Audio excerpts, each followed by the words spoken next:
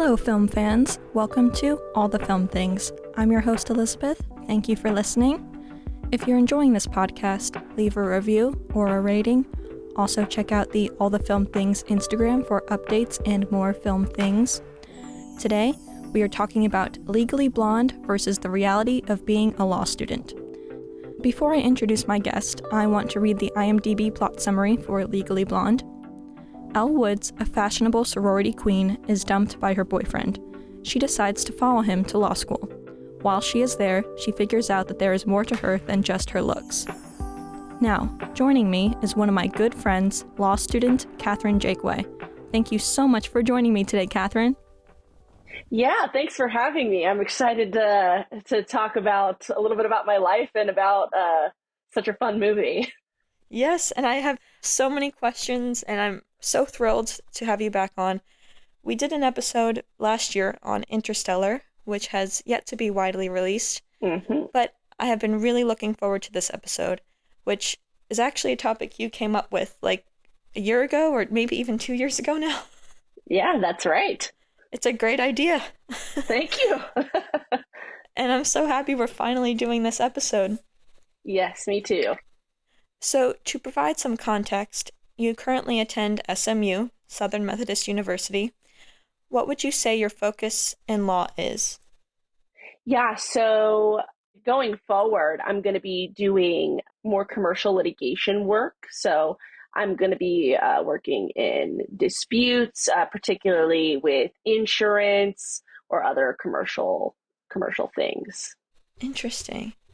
That aspect has really caught your eye because at first you didn't fully know where you'd really go into. It took you a little while to find your focus, right?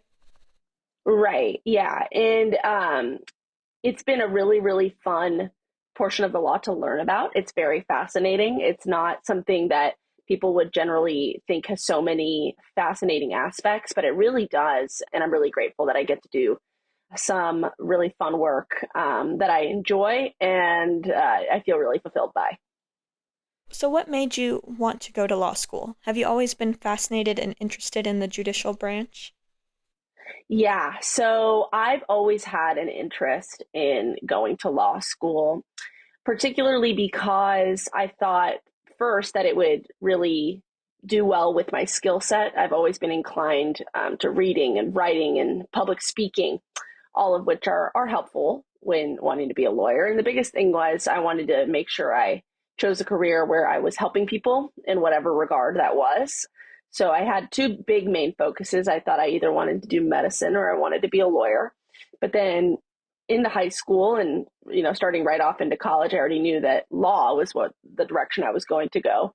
And since choosing that and having a couple years of law school under my belt, I know that I made a positive decision and the best decision for me because it's been incredibly fascinating, intellectually stimulating, and I like that I have the ability to help people out in my everyday job and in personal matters as well. Having that knowledge is a real wealth to me, and I'm very, very thankful for the opportunity that I got to go to law school.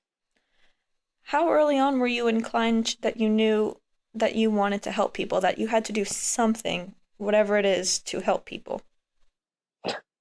Gosh, I mean, straight out of the womb. I don't know. I've always had an inclination. I always knew I wanted to do something that helped people and bettered society in whatever way that whatever shape that would have taken. But I knew more directly, probably in high school, that I wanted to choose a real career once I had a real concept of what that was. And so, yeah, I would say into high school, and then I came into college already knowing that I wanted to be a lawyer particularly. So I feel like I've always known that I wanted to do something that was of service to people. Wow. That's incredible. And I mean, it does track. Warner's family expected him to go to law school while Elle decided on her own. Was your decision encouraged by your parents, or maybe you had an epiphany like Elle did? Oh, that's a great question. I would say there were a couple. I would say my dad's a lawyer, so I always knew that that was an option for me. However, he did types of law that I, didn't necessarily see myself doing were very fascinating for him in his career, but that just wasn't something I wanted to do. And I was considering other options, at that my whole life. But I also had personal epiphanies where I saw things going on in the world where having a legal background and having legal knowledge could really help, and having good people be lawyers is really important. Mm-hmm. And once I saw that, I had those personal epiphanies or motivations, I would say, that sparked my will to go to law school and to really do this the right way. So I would say, I had that knowledge. I knew that it was a possibility, considering my dad was a lawyer. He's the only lawyer in my family, though, so I'm only the second. Ah. But I also had my own personal moments that motivated me to want to do it in my own life. So I would like to say it's a more of a personal thing, but also I did have a healthy influence of that from my family. So when you were younger, since your dad was a lawyer, did seeing him and what he was working on, was that the first instant where you were like, maybe this is something I want to do? But as you said, the topics and his focus was not really what you were interested in, but just seeing him work and all that goes into being a lawyer, was that initially where it started, and then you had an epiphany later on? Yeah, sure. I mean, I would say that that's a pretty accurate description. One of my first memories ever as a child was my dad had to go into court for something, and he had me sit in the back in the seating and said, like, hey, you got to wait here until I'm done. But I remember, like, not obviously in the most vivid context, but I do remember watching my dad in court and being like, like this is really cool. Wow.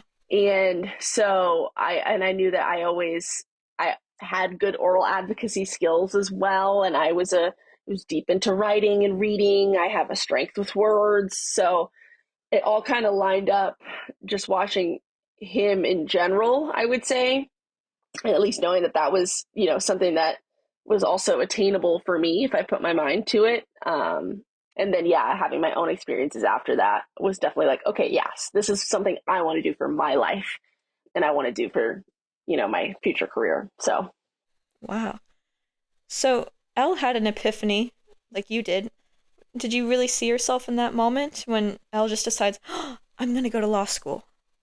Yeah, I mean, for me, it wasn't so much, I feel like she had a huge breaking point, right, for the story. It was like, Warner leaves her. She needs to do this because she needs to prove something to him, and ends up finding herself in the process, which is a beautiful story. But for me, my main motivating factor to going to law school was for myself. I started off that way. I knew that law school was something that I wanted to do to better my own life and to gain that kind of knowledge and to also be able to help others. So I don't think my moment, so to speak, was so distinct, but it was more of a culmination of moments for me where I kind of had those realizations like, hey, this is something that I really see myself doing and that I want to be good at. And I'm going to do this for me and for nobody else. I love that. That's so Elle Woods. That's amazing.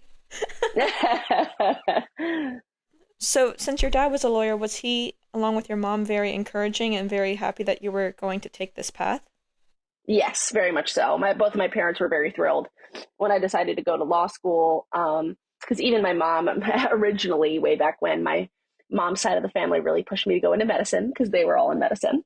My mom's a nurse and my grandmother was a pediatrician. So we have a long line of medical family on that side. Yeah. But I think at first, obviously, she pushed me into medicine, really wanted me to do it, to follow in her side of the family's footsteps. But I think once I got older and she saw my skill set and just my passion for wanting to be a lawyer, she was happy about it. She said, yes, absolutely, I see this for you.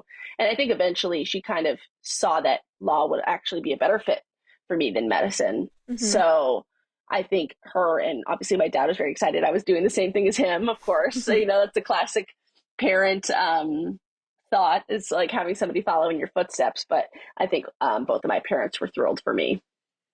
Was everyone else around you supportive?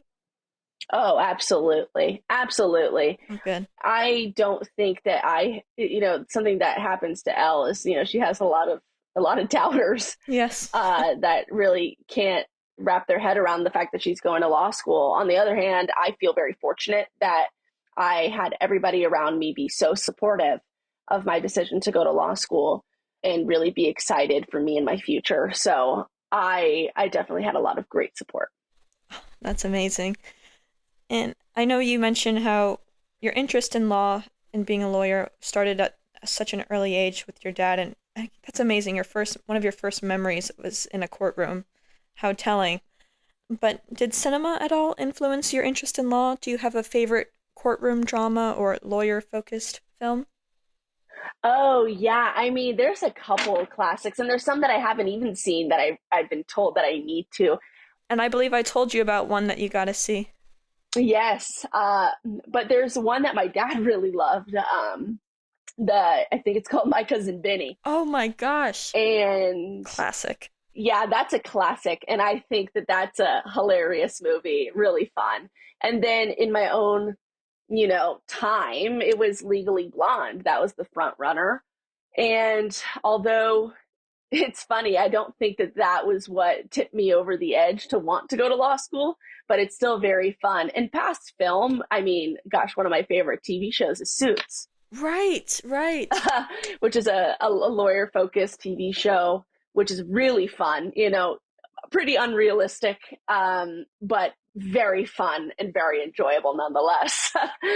But Legally Blonde, would you say, is more unrealistic than Suits? Oh boy. It's tough to compare the two, because they have different themes, and one's in a law firm and Right. one's in law school, and they both have their own like inaccuracies or like dramatics that you don't typically see in regular life. But it's hard to compare the two. I think they're Right. different in different ways. Well, I know one that you gotta see is 12 Angry Men. That's the one I was referring to earlier. Yep. I can't believe you haven't seen that Yep. one. That's so important.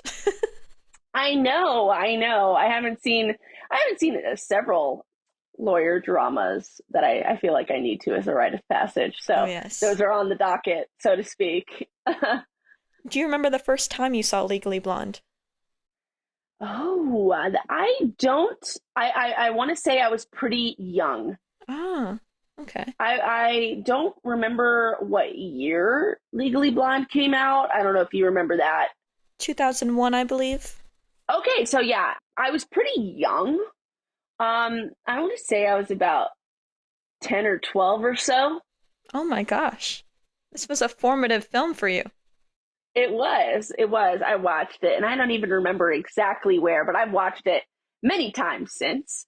And it's so funny. My mom loves to watch that show now because she's like, "Oh, like you're like this is so like you and everything," and I'm like, "Mom, like not necessarily."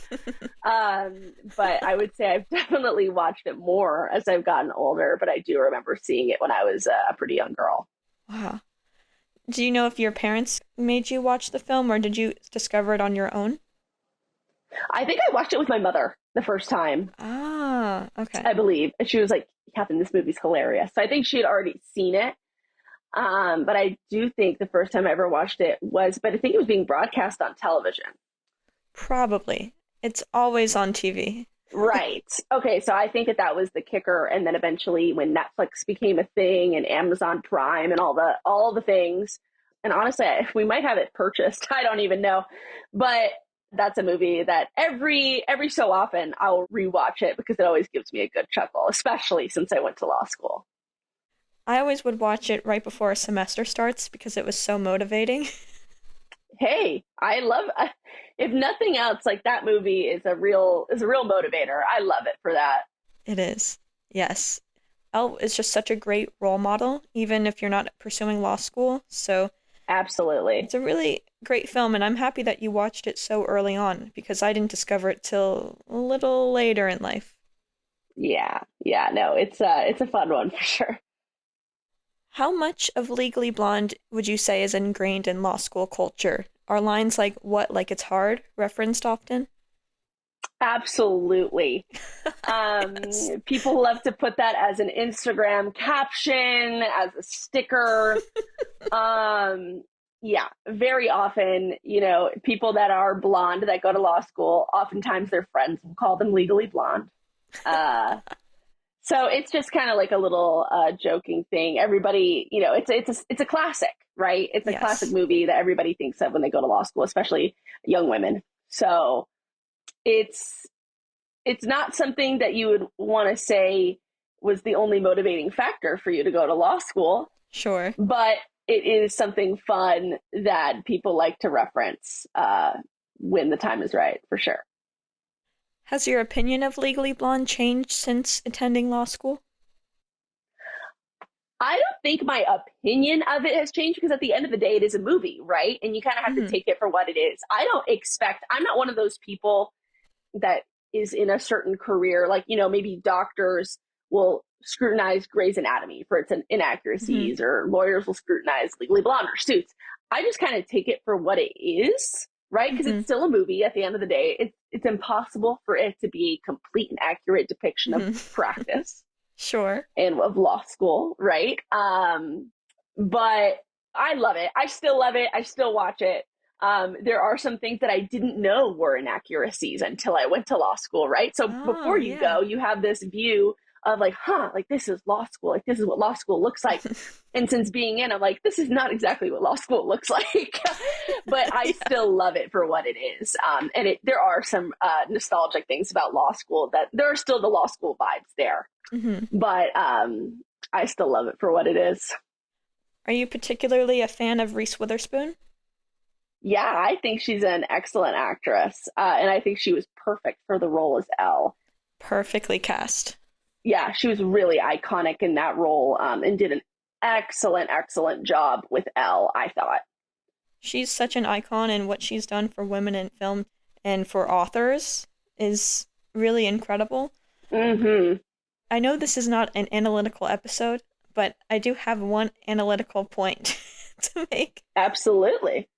Once she helps Paulette get her dog back from her ex, there's a subtle moment where Elle seems to realize how much of an impact she has had when helping people. I see this as a parallel to Reese Witherspoon herself, since Legally Blonde is probably the first of her films that has had a significant impact on women.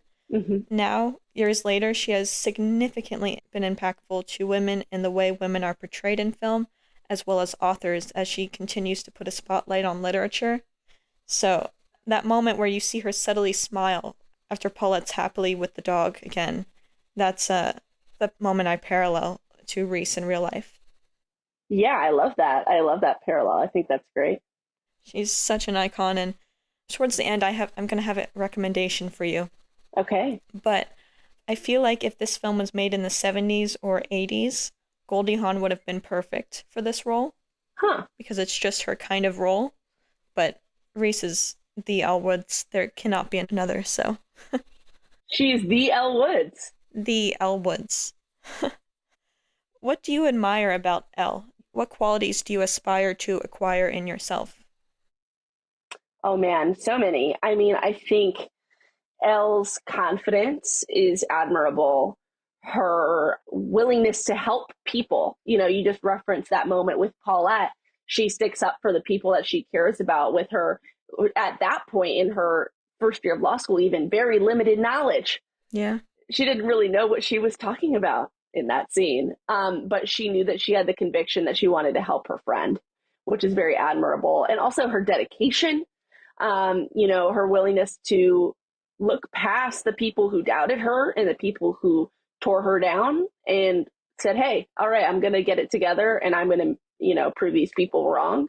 Mm-hmm. I think is incredible. So yeah, just her confidence, her advocacy, and her kindness. You know, and that's the thing. It's like she's a kind individual who still likes to have fun, but is also really good at what she does. So I think she's a great showing of balance as a character overall.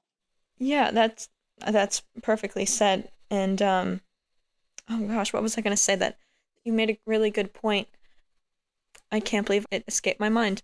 I was listening. What you were saying was so brilliant that I just was like, I lost it. Hey, well, I appreciate that. It happens often, I will admit. I get focused on what the other person's saying, and it's just so interesting. And I lose what I say, but it's okay because I have Hey, plenty of questions. there you go. What's the process Elle goes through before getting into Harvard, studying, taking the LSATs to qualify?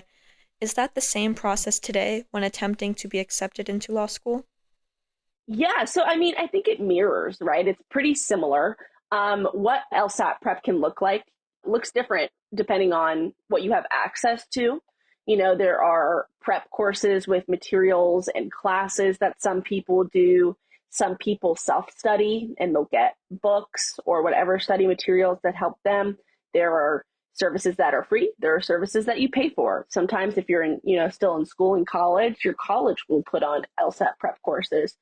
So it really does look different depending on what works for you. And that's why it's really important to do the research prior to committing to studying for the LSAT to find out what is the best option for you given your circumstances and your goals. Mm-hmm. But I do think, the studying, the books, the practice test taking, that all still rings true. When Elle woefully looks out the window, when, she hears other people having fun, that's also true. The LSAT is a big commitment. You need to put in the time to study. There are going to be times where you have to make sacrifices. And that's not to say that sometimes you shouldn't go out and have fun because the balance is important, right? Mm-hmm. But you do have to make that time sacrifice because you can't be doing that all the time. And you need to lock in and do whatever it is you need to do to get the score that you want in order to go to the school that you want to go to. So it is still a very similar process and a very similar dedication to studying for the LSAT. You made a great point about her, looking out and seeing her classmates, her friends having fun. That's kind of a stereotype of law school, all work, no play. So Mm-hmm. that laugh is telling. From what you said, you don't get a lot of downtime. You manage to find a balance. So have you been able to find a good balance now that you're, 3 years in, right? About to be 3 years? Yeah, so I'll be about to be in my third year. Yeah, so even just after the first couple years, it's really, really important to have a balance. And sometimes, right, you don't have an option. If finals are coming up, your downtime is limited. But it's having that perspective of knowing this is a temporary thing, and I'm going to take the time when I need to and when I can because I'm a big proponent of balance. It's impossible to do good work, to study well, when you are burnt out and have no things that you're doing that are making you happy and that are filling your cup. Mm-hmm. Finding whatever it is that you like to do as a law student, you got to figure that out. And also time management, right? You have to manage your time so that way you can have those opportunities to do the stuff that you like to do and that makes you feel better. So that way you can keep pushing on because law school is hard. It's very difficult. That is true. And that is always going to be true. But if you can manage your time properly and really find that balance between getting what you need to get done, but also having that moment to yourself, which is really important, that's the best case scenario. So I do my very best to find a balance. And I think that I've done a pretty good job of, staying active, eating well, spending time with family and friends. Those are all really important to maintaining a successful career in law school and beyond, even into practicing as an attorney. You are very good with time management. Don't you have your schedules laid out like every hour or so? Hey, I live and die by my calendar. Yes, the calendar app, yes. Yes, you know my calendar app. Oh, I do. I pull that thing out. I know whenever we plan something, you get out your phone and you're like, okay, I have this time, this time. Yeah, because at the end of the day, when you have so many things going on, you need to plan and Yes. having that system of, and sometimes you got to give yourself wiggle room, right? I'm not calculated down to the minute every day, but I do plan out my days in advance. Because I have to, because otherwise something's going to fall through the cracks without proper planning, whether it's what you need to get done or whether it's your own personal well-being and what you want to do for fun, something's got to fall through. But if you keep track of everything and you stay with a healthy amount of discipline, then you can get everything done. But you just need to make sure that you're doing it within whatever hours and then adjusting accordingly. Because at the end of the day, you need to be able to plan, but also You need to be able to be flexible and adjust where it needs to be, because things change. Something, you're not getting a concept you thought that you needed 2 hours of study, you really need 4. Or, there's times where, you have stuff planned out, or, oh, I got this, done quicker. What else do I need to get done? Who else have I been wanting to see that I haven't seen in a while because I've been studying? So I think having that visual element for me, at least, I find very helpful, and helps me maintain a healthy balance in life. Yes, that's incredibly smart. And I was recently thinking about, man, I really got to do my calendar like Katherine now to manage my time so I can get everything done. Hey, I recommend it. Yes, it works very well for you. I know. So back to the LSATs for a moment. When you're talking about the different paths to taking the LSAT with different books and studying, people do different ways to prepare for the LSAT. What was your path like? Did you take classes? Did you have a mentor? What was your path to taking the LSAT? Yeah, so I studied mainly through self-study. So there is a free resource called the Khan Academy. They do all sorts of training, and they have an LSAT training, and that includes videos, practice questions, practice tests, and it's a completely free resource, which is so valuable. I did buy a couple like self-study books with practice questions and things, but Khan Academy was my biggest thing. So I mainly self-studied because I tried taking a course that I was pretty unable to keep up with just because of my schedule, because I was still a full-time college tennis player while I was studying for the LSAT. Right, yes. So that became a lot, and I found that I ended up doing better with self-study because I could create my own schedule and stay on top of it and do what I needed to do, and that is what ended up working for me in the long run. And what is the LSAT like? Did you see yourself in Elle when she was stumped while everyone was taking the test? Is that your experience too? So I did not. They switched after COVID. They switched the LSAT to a completely remote format. Oh, wow. So you take the LSAT wherever in the comfort of your home, at the library, but you take it on your own personal device at the time. So everybody still takes it at the same time, and you have an online proctor. It's very rigorous. I remember I had to like sit a certain way because there was like a window behind me or something. The proctors are very serious. Wow, yeah. So I didn't have that moment where it's like, oh, flip over your paper and everybody around you scribbling or whatever. I didn't have that. It was just me. My mom was, locked in her room. My grandmother was locked in her room. I'm sitting by myself, and I'm taking the LSAT at the dining table with just my little piece of scratch paper and my laptop. So that was my experience. And, the second it starts, right, you are just flooded with adrenaline because it's an important test. It's like the beginning of the rest of your career. Yeah. And the LSAT has been a harder experience than even taking some law school exams. Oh, geez. The LSAT is incredibly daunting because it's your entry into what you want to do, the entry into your dreams. So it makes it very, very scary.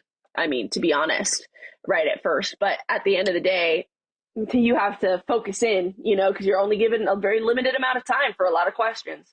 So, you got to let that first wave of adrenaline pass and then go into what you know and into your study.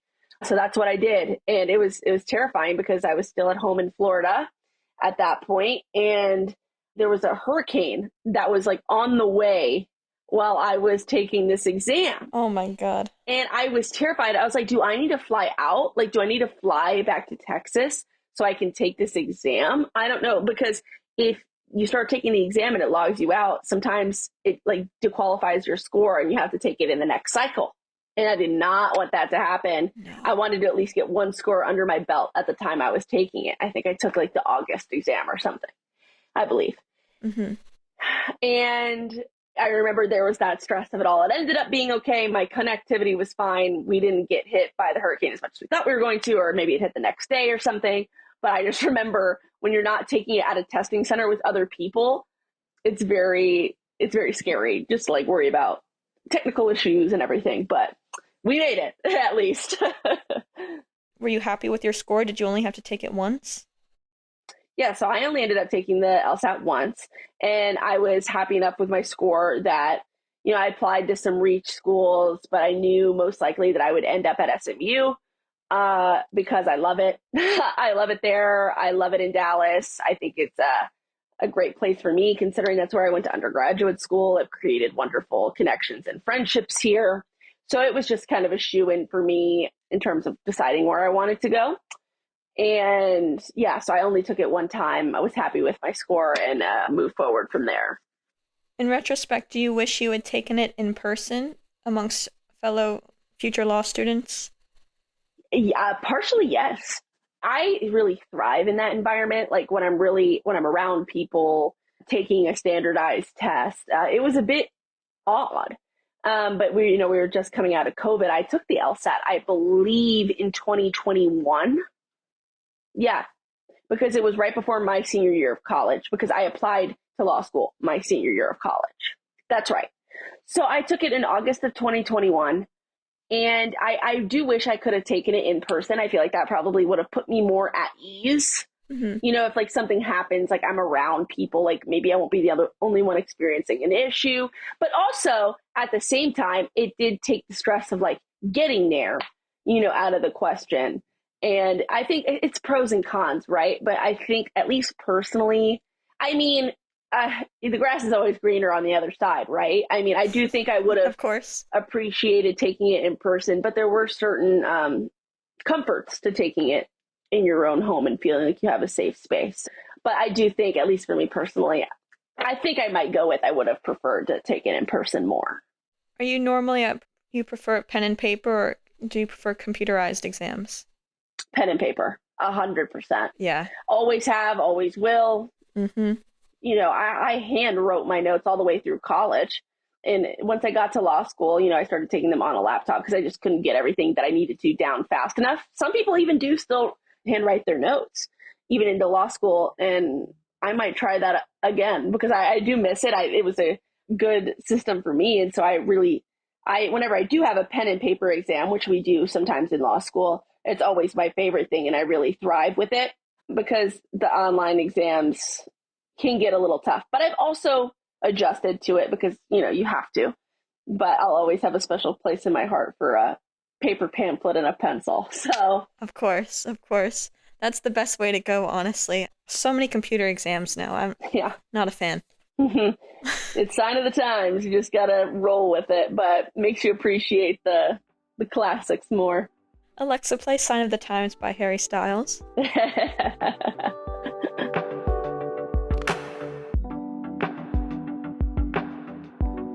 When Harvard Law School is deciding whether or not to accept Elle, one man mentions that they have never accepted a fashion major, and they're always looking for diversity. Have you found that to remain true today as well, that your classmates and friends had a range of majors before attending law school? Absolutely. That's a great question. Thank you. And a lot of people have very different backgrounds. Some people worked for 2 years, some people worked for 10 years before coming to law school. Or there's people like me who went straight through. There's people that are engineers. There's people that were theater majors. There's those that are history, English, exercise physiology. Like everybody came from their own unique background. And that's what's so cool about law school is because you don't necessarily need any type of major to be a lawyer, right? Because you learn those skills in law school. You take the LSAT, you get into law school, and that's it. There's not any like prerequisite knowledge that you absolutely need in order to flourish in law school and become a lawyer. So I think that's really fun because then it does bring in a lot of really diverse backgrounds and studies. And it really makes for a fun class when all of those different backgrounds come together to learn the law because you're all learning it together from different perspectives. Which is really, really fun and absolutely stays true today. Was your original major in law? So I majored in political science in college. Yeah, right. Yes. We didn't have any law-related majors. So that's why I took political science, knowing that I already wanted to be an attorney. I thought that it would give me a good perspective of government, which it did, of history, and especially of reading and writing. I read and wrote a lot for a college student in my major, which really prepared me. And even that is a fraction of what I do in law school. Oh, gosh. So it was a great writing practice. It was great critical reasoning practice. And it was a very good major in preparation for practicing and studying law. Yeah, that's probably one of the best majors for pre-law school, I'd say. Hey, I think it's great, but also, I know a lot of people who are engineers or other types of science backgrounds who've been very successful Wow. in law school, because I think it teaches you another level of critical reasoning. That's something that, like I studied, doesn't teach you necessarily. Right. So I think that whatever you study in undergraduate school can really bring a fun help to your law study. And you mentioned before that there are blondes who cite Legally Blondes. So is it safe to say that there are far more blondes in law school today? Because Elle was like the only one. So here's the thing. Nobody refers to themselves as legally blonde. It'll always be like your friends, your family. Yes, that's what I meant. Yeah, meant to say friend. Yeah. Yeah, nobody is really touting that on themselves. Interesting. Or we might it like funnily, Funnily. just like for fun. Yeah. Yeah. So gosh, I think the way that I would say it is they were trying to, in the movie, make it very clear that it's like Elle is this, fun person, like a blonde girl that you wouldn't necessarily go to law school and all this stuff. And everybody's kind of seen as like, oh, like brunette, and they all wear dark clothes all the time. And, so I think it was adding to like this like Dungeons and Dragons type of like vibe to law school, which isn't necessarily true because, there's lots of everybody. Like there's so many lively personalities in law school. The whole dreary, dark and stormy thing doesn't really reign true, at least where I go to school. I have a lot of really, really fun friends of all different hair colors who are very lively and are not stuffy whatsoever. So I think that was definitely something that was dramatized for the movie, but was a play on the stereotype of law school, which is like everybody starts wearing plaid, everybody doesn't go outside and just studies all the time, which can be a thing, maybe some places, but you can also keep it lively as well. And that's much more common than any other way.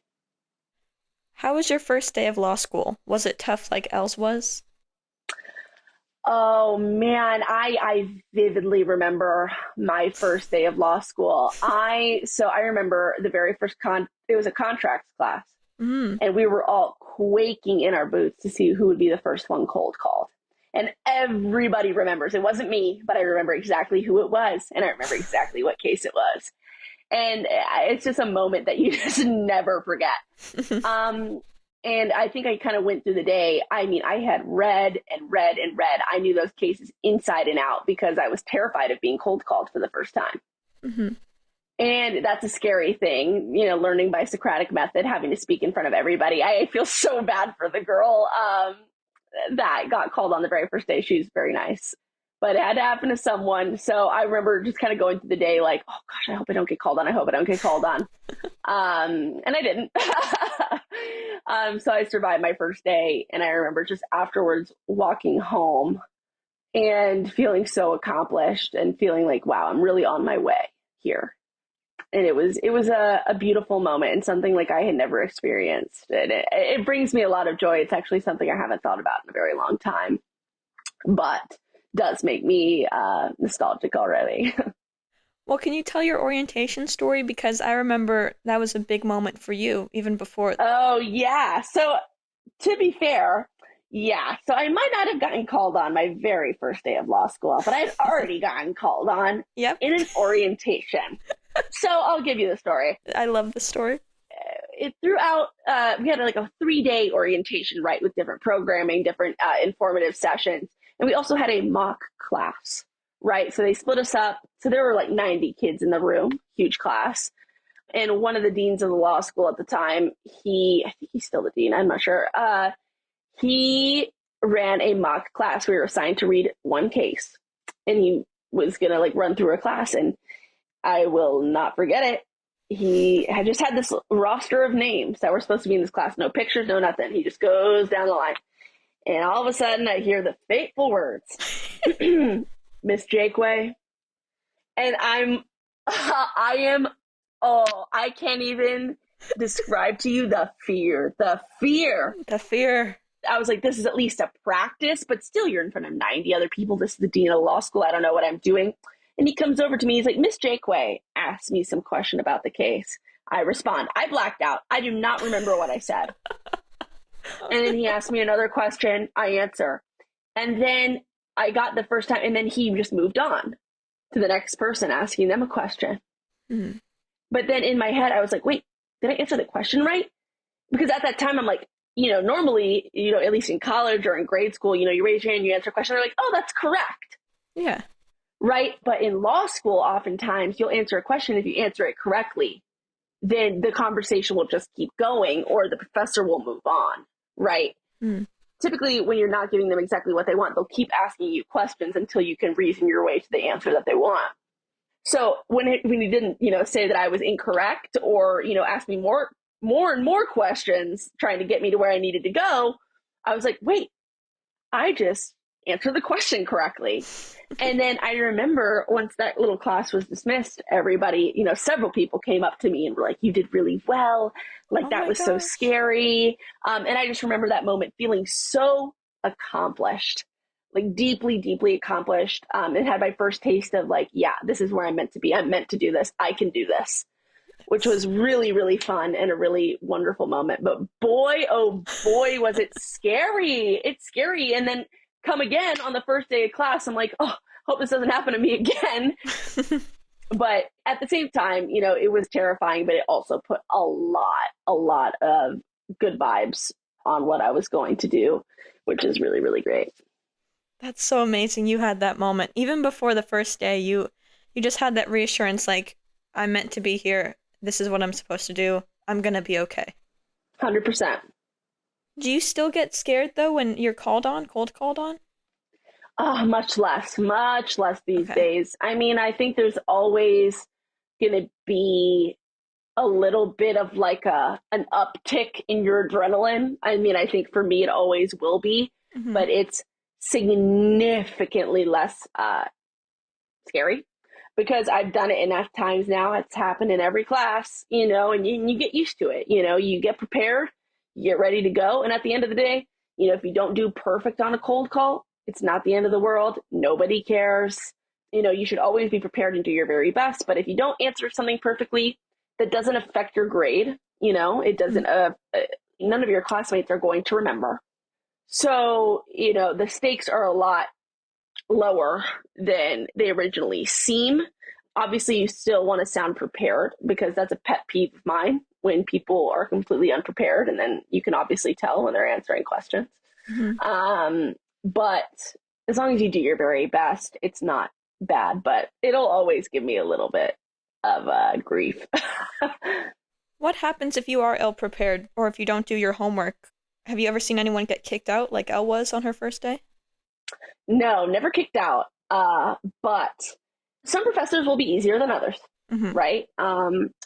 Some will go on to the next person, and you'll just be left alone and like, oof, that's embarrassing, but they'll move on. You just, because they ask you like, Miss Jakeway, can you tell us the facts of this case? And then, you say, I'm sorry, professor, I'm not prepared. And like, that's embarrassing, right? I've never had to do that, but it's happened. And sometimes they'll move on. Or, certain professors, I had one professor that would say, oh, well, like, I'll just tell you the facts. And he'd stay and grill you. And it's embarrassing. It's meant to embarrass you a little bit, because you should have been prepared. And you just kind of try to make do with what you have and like try to like come up with some answer. So, and then he's going to grill you for a little bit before you move on. And then certain professors, especially once you get past 1L is all cold calling. But then second year, sometimes they'll do like ahead of time assignments. So you'll know what day you're on call. You won't know exactly for what case or what aspect of what case, but you know that those days you need to be especially prepared and have like notes taken previously and everything and be ready to answer questions on anything that might be covered that day, which is very nice and gives you a little bit of security, just kind of knowing it's coming. But yeah, it just really depends on the professor. Okay.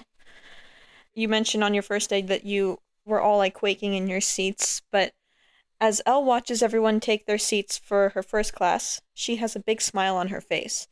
How did you feel walking into your first law class? Were you already quaking or were you happy? Like, how'd you feel?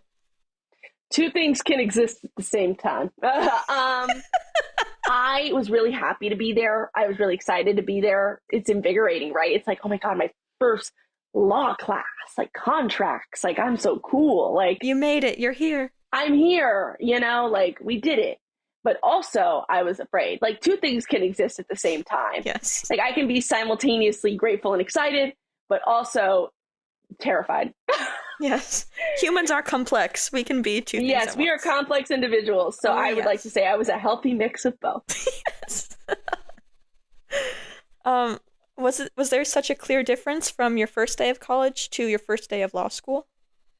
Yeah, I mean, I would say so. First day of college, but then again, also no, because you don't know what you don't know, right? And I think going into my first college class, I was also probably pretty nervous and pretty scared. Yeah. I didn't really know what to expect or where to sit. I think the stakes were a little bit lower because you knew that nobody was going to like grill you in front of the entire class. But I think it was still nerve-wracking at first, trying to figure out, where to go, all this stuff. But I vividly remember the particular aspects of my first day of law school more than my first day of college, for sure. And as Professor Stromwell, played by Holland Taylor, says, legal language is its own language. Okay, I may have typed this out wrong, but she says something to that effect. Right. Was learning the language of law jargon, more challenging than you expected? Not necessarily more challenging than I expected, but it was challenging for sure. I think I knew that learning all these legal terms and, it was difficult. It was a lot to learn. That learning curve was very steep. When I first came to law school, I would still get plaintiff and defendant mixed up, or appellant and appellee. Then those are very basic legal terms that I would still, there was a point in time where I was not confident in those answers. But now the more you go through it, you learn these are what these words mean. And it's a whole nother language that you do need to learn. And it was difficult, but I'm still learning every day too. There's a lot of stuff that I don't know even now, but it comes with time and it comes with experience. But it was like a whole new language that I learned once I came to law school. Did you know any terms or did you know any of the language since your dad was a lawyer before law school? Maybe some. Maybe I had like a better understanding, not necessarily of concrete legal terms, because my dad didn't really teach that to me yet. Because, I was still in college and all those types of things. And yeah, so I wouldn't say that I knew much more than the average person. And is there a quote you've learned at law school that has always stuck with you? Oh, that's a good question. Thank you. I need to think on that one. Yeah, there's so many like good slogans in Legally Blonde. I'm trying to think if there's anything that I kind of had. This one's going to be funny. Okay. I'm ready. I love it. This is not necessarily as philosophical, but it was a formative moment of my law school career. So I had a dear constitutional law professor, and he was just the greatest. He was a joy to be around, really took the time to make his class fun and exciting, but also informative. And he was just like talking one time, and he was like, life isn't always Skittles and beer. Sometimes it's hard. And I like it. Apparently he said that more than 1 year.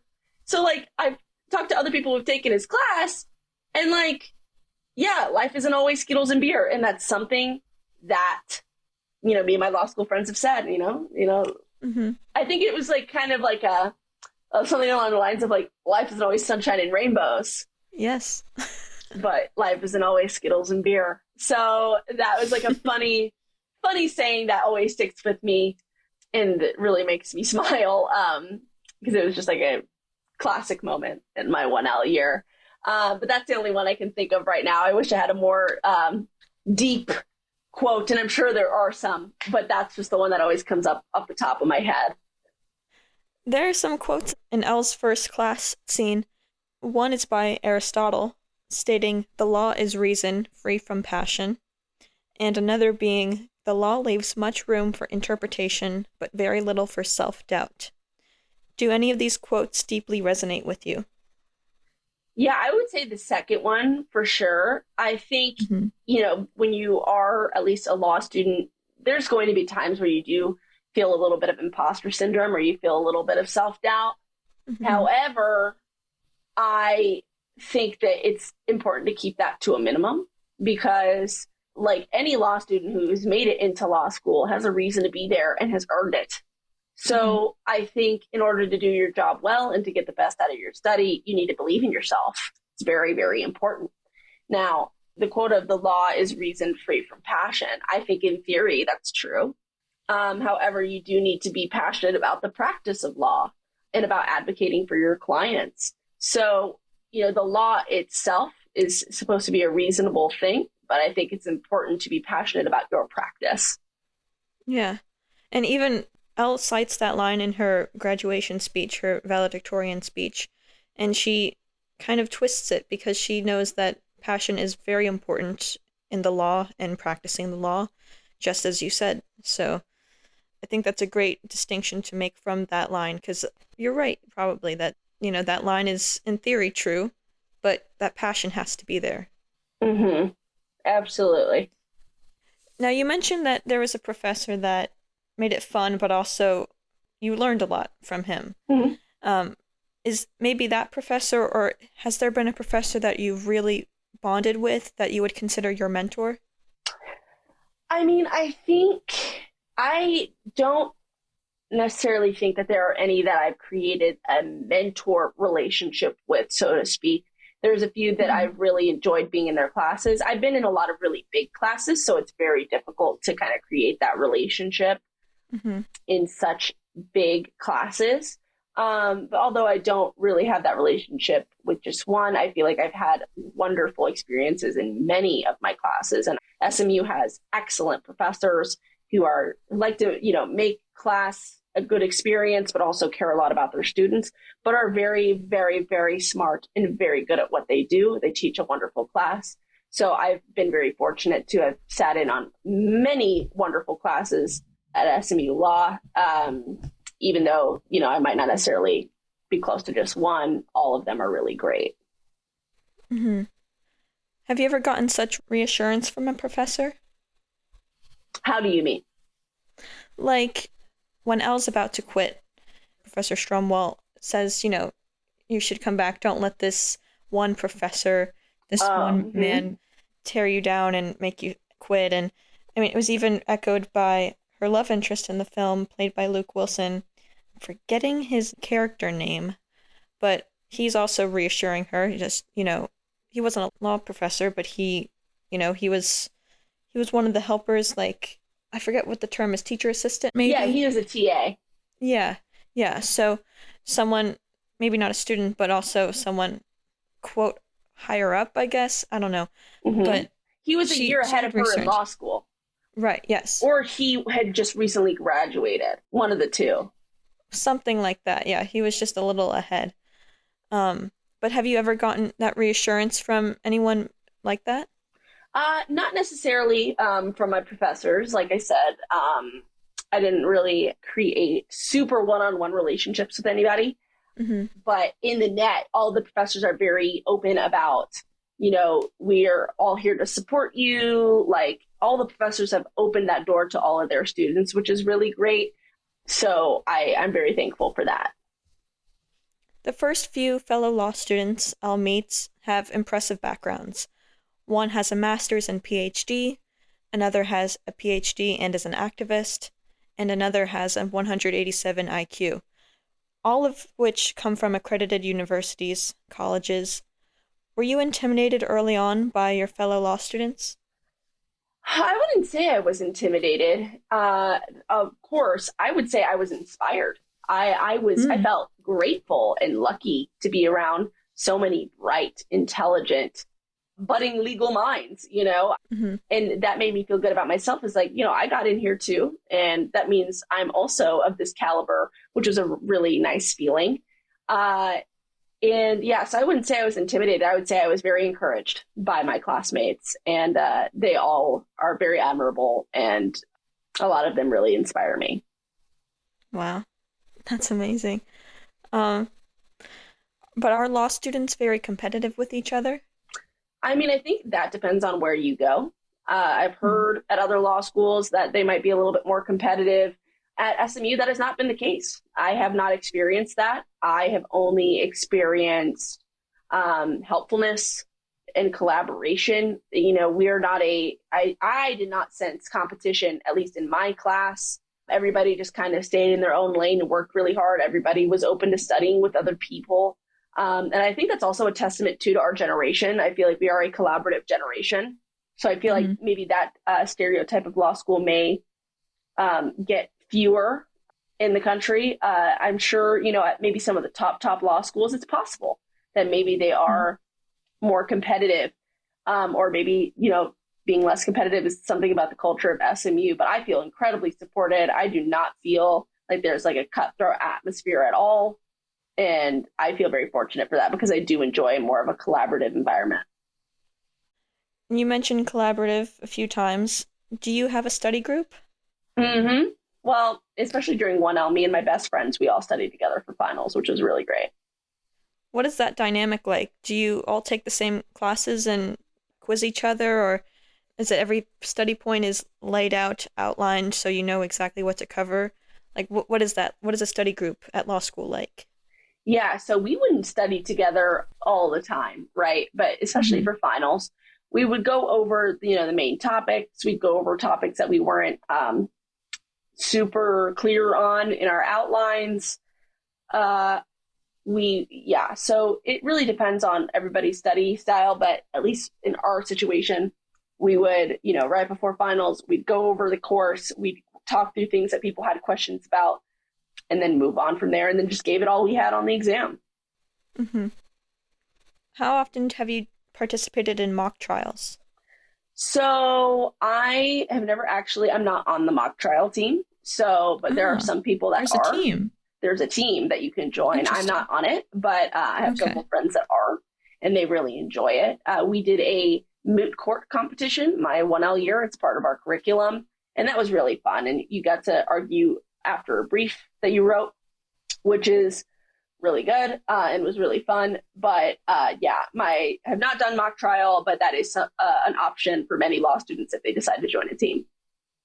How long are those briefs? Well, the brief that I submitted for my 1L exam, I think, was 20 pages. Brief. Uh, yeah, it's a defined brief. I mean, it all Well, like, depends on your interpretation, I suppose. haha, good one. That's Mm-hmm. clever. Um, but so what is the longest paper or brief you've ever had to write? As you know, I don't know too much about the legal jargon, as I think the audience can tell by how I'm talking today. But what is the longest paper or something of that kind that you've ever had to write? Yeah, so I wrote a 40-page comment. Comment. Right. Hmm. A 40-page Okay. comment for my law review, which was really fun. I actually really enjoyed that project. But yeah, I would Hmm. say 40 pages is my max right now. Do you think it's gonna be extended this upcoming year or in your final year? No, I don't think, or maybe I think I might do another 40 pager.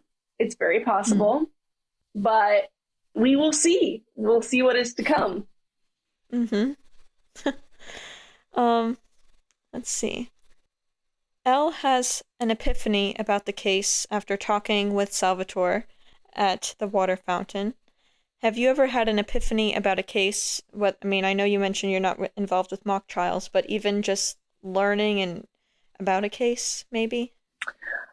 I wouldn't say so, just because I don't have that personal experience yet, but you never know what I'll experience once I actually start practicing. So that's not something that I've experienced personally, but was a fun little aspect to watch in the movie. Mm-hmm. And another very famous movie thing is not only the epiphanies, but also when Chutney breaks and tells the truth while on the stand. This is something we often see in movies, as I said. But how realistic is this, and for the judge to rule immediately on the case like that? So I don't know what it's like for criminal. Typically, well, because the reason was that she got off is most likely, and she finished that proceeding because Chutney had just made a, what's the word I'm looking for? Had just admitted to committing a crime on the stand under oath on the record. So that kind of admission basically completely negated Brooke's criminal charges, right? Because she didn't do it. Chutney just admitted to doing it on the record under oath. So there's that. Typically in civil cases, they won't decide right away. They can, in theory, I suppose, but a lot of times they'll take, after people have argued something, I just recently learned this, they'll take it under advisement and then they'll get back to you with a ruling. And it also depends if it's a jury trial, right? It depends if it's a motion or jury trial. But I do think it's pretty rare to receive any sort of verdict right on the spot. Yeah, it just seems very thematic, dramatic. It seems unrealistic, but I am curious how realistic that actually is. Maybe it's not just in the movies.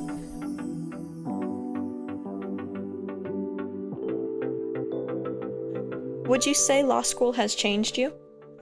Absolutely. I think it really has changed me in the best ways. I am grateful for the way that law school has changed me. It has made me a much more conscious and aware human being. I think it's brought me a wealth of knowledge that I would not have had otherwise. I am extremely grateful for the strength that it's imputed to me and the things that I've learned both in the law and about myself going through this journey.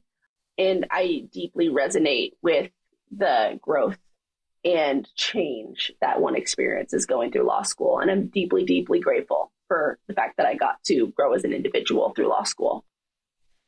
You mentioned earlier about self-doubt and the stress of law school. I know those are both two completely different things, but how do I word this? Has there been a point where you wanted to quit and maybe almost did? And what motivates you? Definitely. I mean, I think there's been a couple moments. I remember after my very first exam of law school, I thought I failed it, right? I thought, I was like, oh man, there's no way, if I don't get a good grade, I'm dropping out, I was just fine. Well, you always do that before an exam. You get so nervous and then you're like, oh, the score is not what I wanted, but you did well still. So. Hey, but sometimes though, that's not always the case. Sometimes you don't get great grades on certain things. And, but I think I definitely had those moments where I'm like, is this for me? Like, is this really for me? Like, is this something that I want to be doing, should be doing? But I think what kept motivating me was who I'm becoming, my support system around me, and also just knowing that this is what I want to be and who I want to be. And I have to keep going if I want to achieve that. And I've also come too far. I've come too far to give up. So there are times where law school will get you down. It is a difficult thing to do. However, it's important to motivate yourself, to take care of yourself, and to lean on the people that support you. Yeah. Yeah. And you're already doing incredibly well. I can't believe it's about to be your third year of law school. Time has flown, but I'm not sure if you've felt that way too. Elle changes her fashionable style a little bit before her first class to, in her words, totally look the part. Do you remember having a first day outfit? Yeah, I actually remember what I was wearing on my first day of law school. I wore this pair of slacks. They had like a little bit of like a lined pattern on them, and then I wore a black shirt and sandals. And that's how I went to class. I remember it very vividly. I have a picture that I took of myself on the first day of law school that I love and that I want to recreate on my last day of law school. So I do remember what I was wearing. Yes. Very simple, very Mm-hmm. like business casual, but it was also very comfortable because it was August in Texas and it was so hot. Since being a law student, how has your personal style changed? So I think I have a much better grasp of like what business professional wear looks like, especially after interning and business casual. I've definitely extended those portions of my wardrobe. Now, going to actual law school, you're not required to dress up every day. You can go in leggings and a t-shirt. I often do because it keeps you comfortable. You're in class for a long time, you're studying. But in terms of professional wear, I have rounded out that portion of my closet because I know that there are events that I need to go to that you need to be ready for and dressed for. So I definitely have expanded that area of my wardrobe for when the time comes. I am kind of surprised that law students, they can wear leisure wear, because I kind of figured maybe that they would have to dress more professionally, like you mentioned. Like, a lot of students do wear the leggings and big t-shirts, but that's not uncommon at law school then. No, it's actually very common for people to wear leisure wear Ah. because we're all stressed out, we're all tired. Oftentimes you're running on very little sleep. So, some people like to dress up, but it's totally not necessary. And a lot of people often aim more towards leisure wear. Interesting. And Elle goes to a nail salon as her place of solace. What was or has been that place for you? Wow. I think several things. I love when I go study at like coffee shops. Coffee shops are fun for me. I enjoy them very much. I knew you'd say that. Yeah. I still like playing tennis. I think gives me a little bit of a piece of my past that I can kind of escape into now. And also just, hanging out with my friends wherever it may be. But those are little things that I like to do to kind of get away and to enjoy my time.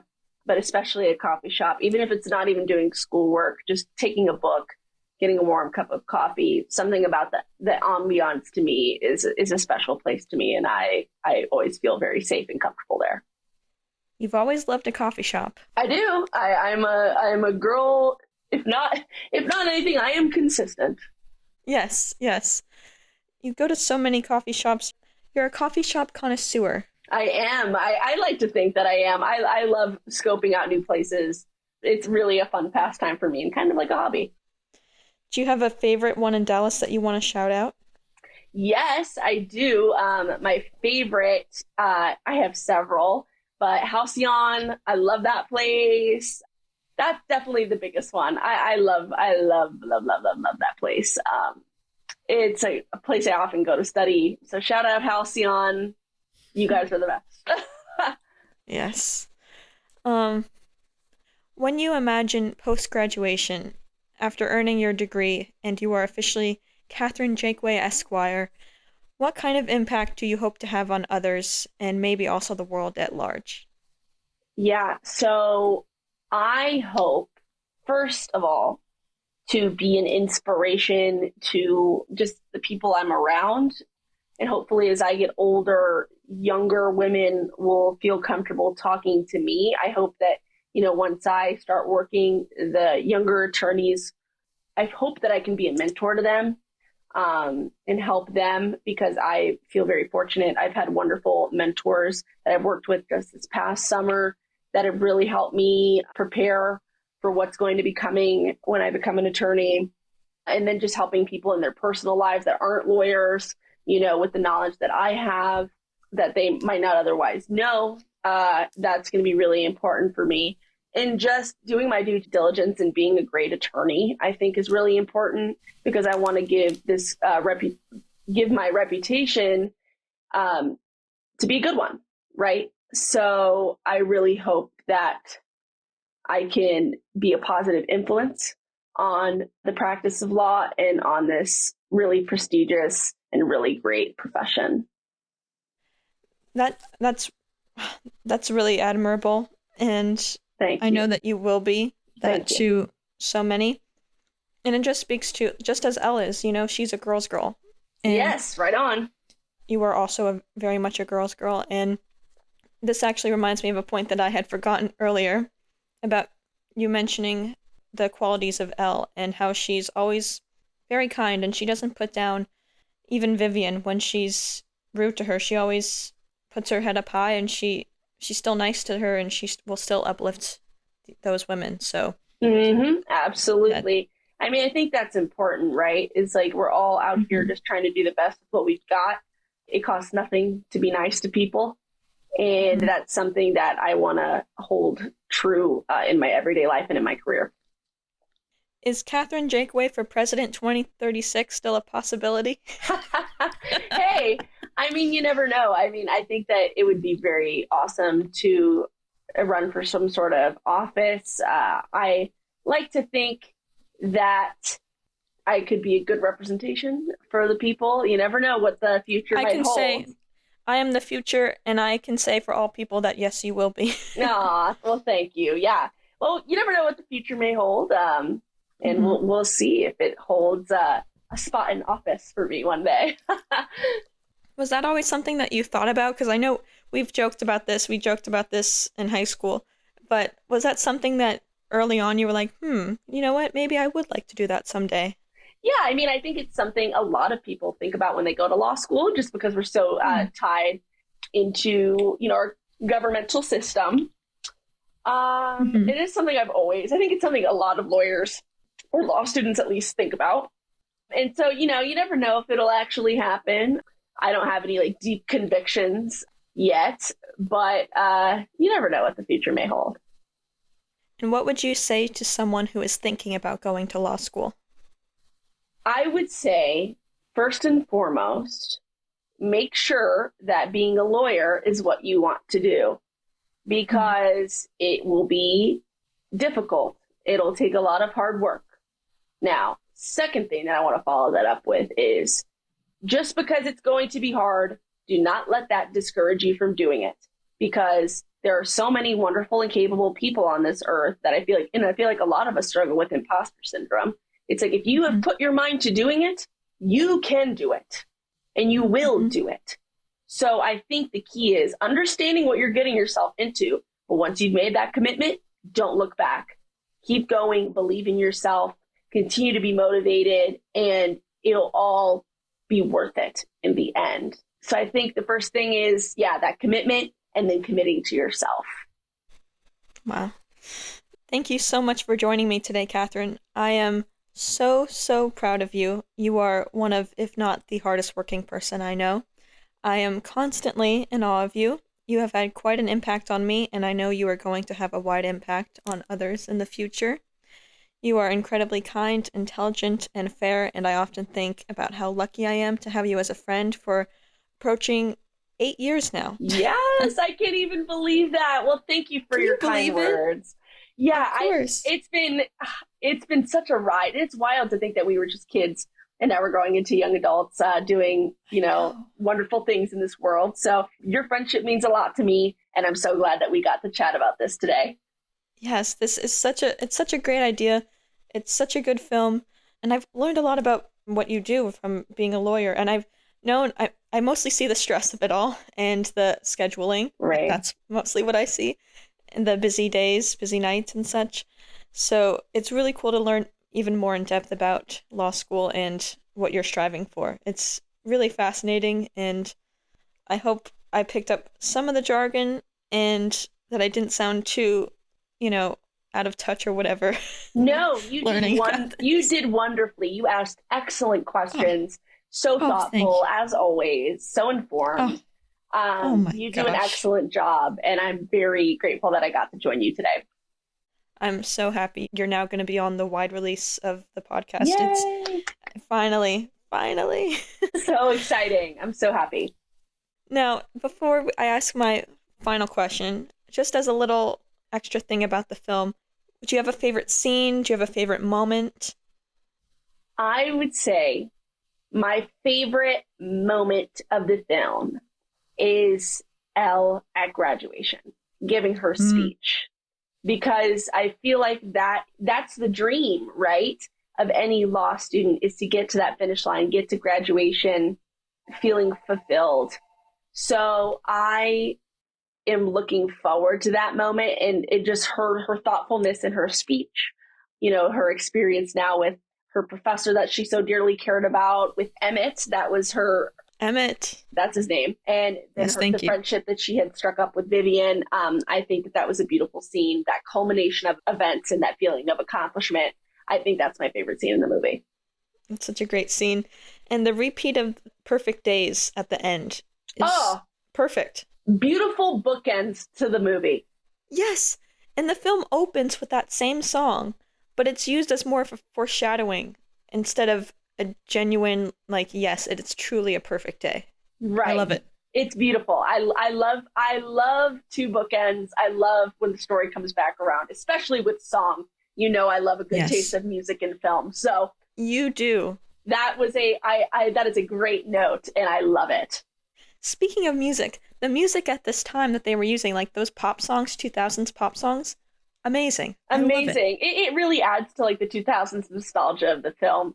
Yes. And it's really fun because music really puts time into perspective, I feel like. Mm. And, those 2000s pop songs have a really unique sound, and it really added to the vibe. Plus, with the costume of the movie and everything, it was really tied together beautifully, and really adds to the film, I think.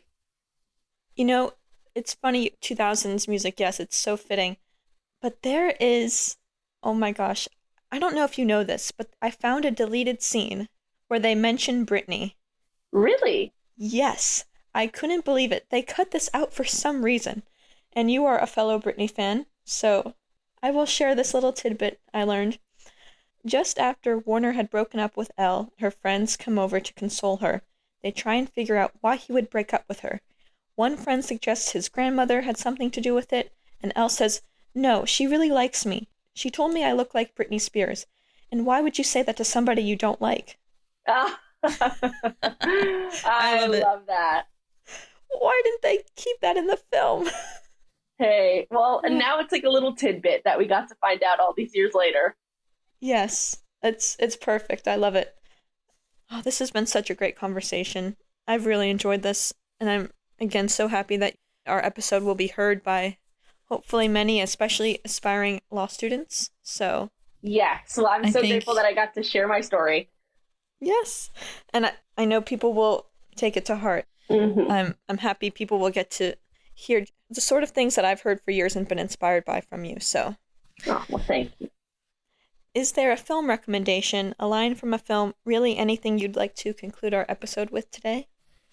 Film recommendation: My Cousin Vinny. I mean, watch another legal film. Why not? Watch Suits. Watch the movie. What is the one that you said?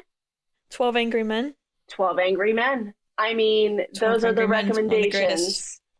That might be a future episode of us, though. Hey, 12 Angry Men. Hey, all right. I'll get on it. It could... Oh my... Wait, if we start like a law film segment. Hey, I like it. Debunking all law films. Fact or fiction. Yes. This is good. This is good. I like it. We're cooking something here. For sure. I did want to recommend you the film Private Benjamin. Benjamin. Okay.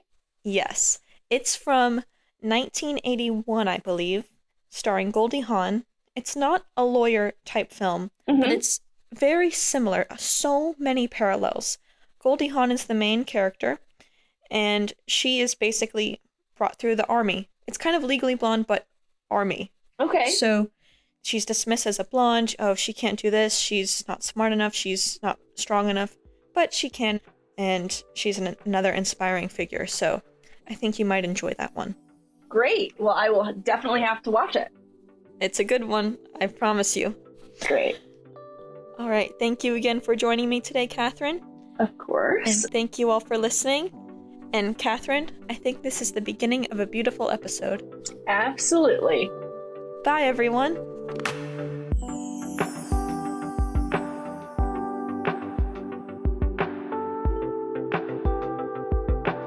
Special thanks to Katherine Jakeway, Dr. Jillian Smith, and Kim Wilds. This episode was recorded on July 27th, 2024.